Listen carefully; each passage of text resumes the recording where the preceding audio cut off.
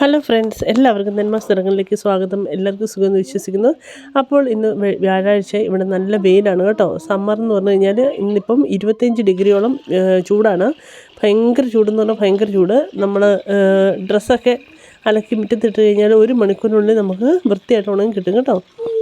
അപ്പോൾ ഇവിടെ പിള്ളേരുടെ കൊച്ച് നിങ്ങൾക്ക് കേൾക്കാമെന്ന് വിശ്വസിക്കുന്നു. പിള്ളേരൊക്കെ കളിക്കുകയാണ് കേട്ടോ.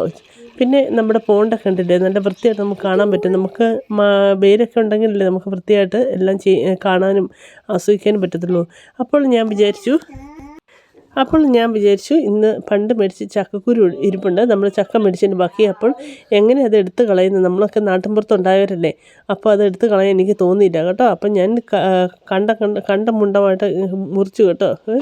അപ്പോൾ അതിൻ്റെ കൂടെ 2 ചേമ്പ് ഇരിപ്പുണ്ടായിരുന്നു. അപ്പം അത് എടുത്ത് ഇതിൻ്റെ കൂടെ ഞാൻ സാധാരണ നമ്മൾ ചെയ്യുന്ന പോലെ മഞ്ഞൾപ്പൊടി, മുളക് പൊടി, കറിവേപ്പില, പിന്നെ പച്ചമുളക്, സവാള ഇതെല്ലാം ഇട്ട് അങ്ങോട്ട് മിക്സ് ചെയ്ത് നമുക്ക് ഒരു തോരൻ ഉണ്ടാക്കാൻ പോവുകയാണ് കേട്ടോ.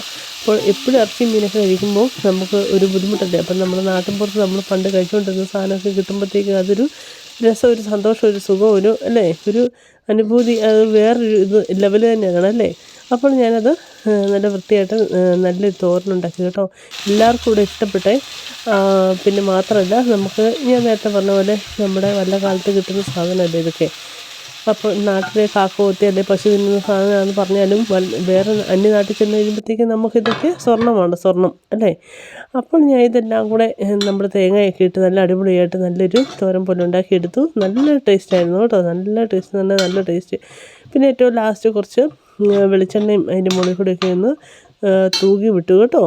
അപ്പോൾ നല്ലൊരു തോരൻ പോലെയാണ് ഞാൻ ഉണ്ടാക്കിയിരിക്കുന്നത്. ഇന്നത്തെ വീഡിയോ ഇഷ്ടപ്പെട്ടെങ്കിൽ ലൈക്ക് ചെയ്യുക, സബ്സ്ക്രൈബ് ചെയ്യുക. Thank you so much.